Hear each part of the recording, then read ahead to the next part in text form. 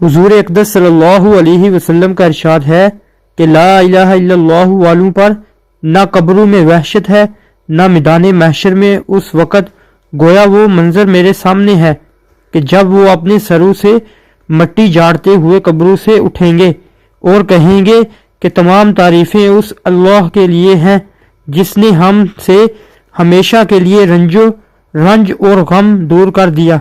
दूसरी हदीस में है कि ला इलाहा इल्लल्लाह वालों पर न मौत के वक़्त वहशत होगी न कब्र के वक़्त।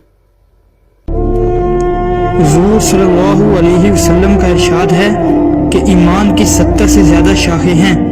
बाज़ रिवायात में 77 आई हैं। इनमें सबसे अफजल ला इलाहा इल्लल्लाह का पढ़ना है और सबसे कम दर्जा रास्ता से किसी तकलीफ दे चीज़, ईंट, लकड़ी, कांटे वगैरह का हटा देना है। और हया भी एक खुसूसी शोबा है ईमान का। हुजूर अक़दस सल्लल्लाहु अलैहि वसल्लम ने इरशाद फरमाया है कि अपने ईमान की तजदीद करते रहा करो, यानी ताज़ा करते रहा करो। सहाबा रज़ी अल्लाह अन्हुम ने अर्ज़ किया, या रसूलल्लाह, ईमान की तजदीद किस तरह करें? इरशाद फरमाया कि ला इलाहा इल्लल्लाह को कसरत से पढ़ते रहा करो। हुजूर अक़दस सल्लल्लाहु अलैहि वसल्लम ने एक मर्तबा सहाबा रज़ी अल्लाह अन्हुम से इरशाद फरमाया, क्या मैं तुमको ऐसी चीज़ ना बताऊं जो तमाम अमाल में बेहतरीन चीज़ है और तुम्हारे मालिक के नज़दीक सबसे ज़्यादा पाकीज़ा और तुम्हारे दर्जों को बहुत ज़्यादा बुलंद करने वाली और सोने चांदी को अल्लाह के रास्ते में खर्च करने से भी ज़्यादा बेहतर, और जिहाद में तुम दुश्मनों को कत्ल करो, वो तुमको कत्ल करें, इससे भी बड़ी हुई। सहाबा रज़ी अल्लाह अन्हुम ने अर्ज़ किया, क्या ज़रूर बता दें। आप सल्लल्लाहु अलैहि वसल्लम ने फरमाया, अल्लाह का जिक्र।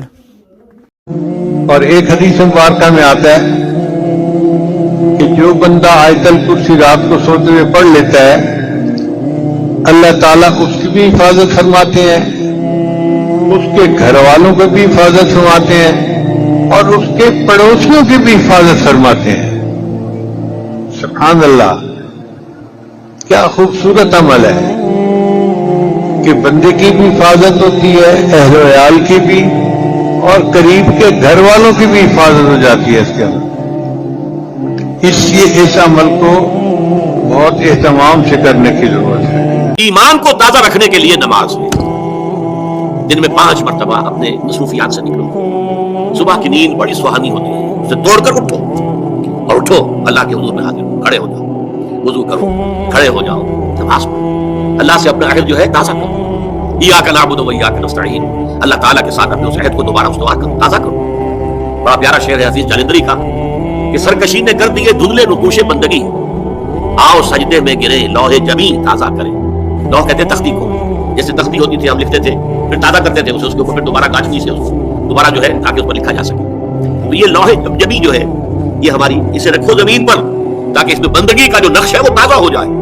इसलिए कि हमारी सरकशी जो नफ्स की सरकशी है, इन्न नफ्स लअमारतुम बिस्सू, उसने हमारी ये बंदगी के जो आसार हैं, जो नकूश हैं, उन्हें कमजोर कर दिया, दुल्ला दिया। तो नमाज एक सुतून है, और ये जान लीजिए कि इस्लामी माशरे के अंदर उसकी तंजीम, उसकी ऑर्गेनाइजेशन के लिए ये यूं समझिए रुकने रकीन है, ये उमूद है, ये सबसे बड़ा जो है बुनियाद है। अब आपको मालूम है कि इस्लामी माशरे में एक फर्द है मुसलमान, उसकी जिंदगी भी अगर वो नमाजी है और नमाज का अदा करता है, उसकी जिंदगी गोया कि नमाज के गिर्द घूमती है। उसका सारा निजामुल औकात जो है नमाज के हवाले से तय होगा। फला काम करना, अच्छा भाई असर की नमाज के बाद वो कोई ऐसी अपॉइंटमेंट नहीं कर सकता कि जिसमें असर की जमात जो है उसका मामला जो है वो खतरे में पड़ जाए। मगरिब के बाद उसका सारा मामला चलेगा, उसका रूटीन जो है उसी के गिर्द घूमेगा। ये गोया कि खूंटा है जिसके गिर्द उसके मामूलात जिंदगी जो है, उसकी चक्की जो है वो चल रही है। इसी तरीके से माशरा, अब 5 मरतबा दिन में मुसलमान मस्जिद में जमा हो रहा है, एक इमाम के पीछे खड़े हैं, और एक दफा हफ्ते में जो है बड़ी आबादी के लोग जो है मस्जिद जामे में जमा हो गए।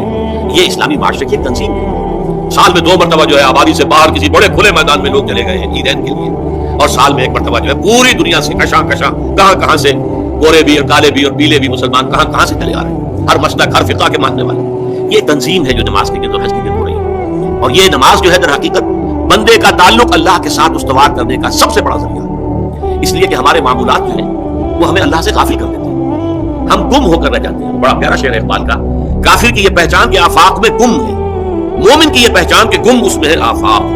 آفاق میں گم ہو جانا, میرا یہ کام ہے, یہ کام ہے, یہ کام ہے, یہ کام ہے, یہ کرنا, وہاں جانا, وہاں سے وہاں جانا, وہاں سے وہاں جانا, ایک چکر ہے, ایک روٹین ہے, انسان گم ہو گیا. کہاں خدا کا خیال, کہاں آخرت کا خیال, آئے نہیں, گم ہو گیا. اور ایک وہ ہے کہ جو گویا کہ دنیا میں رہتا ہے, بازار سے گزرا ہوں, خریدار نہیں ہوں. دنیا میں رہو, دنیا میں گم نہ ہو جاؤ, بلکہ دنیا تمہارے اندر آ جائے, تمہارے قابو میں آ جائے, تمہارے تابع ہو جائے, تمہارے سارے معاملات تمہارے اپنے فیصلے کے, تمہاری خودی کے تابع ہو جائے. یہ کیفیت ہے در حقیقت کی جو مطلوب ہے. اسی لیے فرمایا حضرت موسیٰ علیہ السلام کی پہلی جو حاضری ہوئی تھی اور اسی میں انہیں رسالت عطا ہوئی, اس کی پہلی وہی سورہ طٰہٰ کے شروع کی آیات میں ہے, باقی الصلاۃ لذکری. دیکھو میری نماز میرے ذکر کے لیے, میری یاد کے لیے نماز کو قائم رکھو. الصلاۃ عماد الدین حضور فرما رہے ہیں, یہ دین کا ستون ہے, اس دین کی عمارت اس پر کھڑی ہوئی ہے.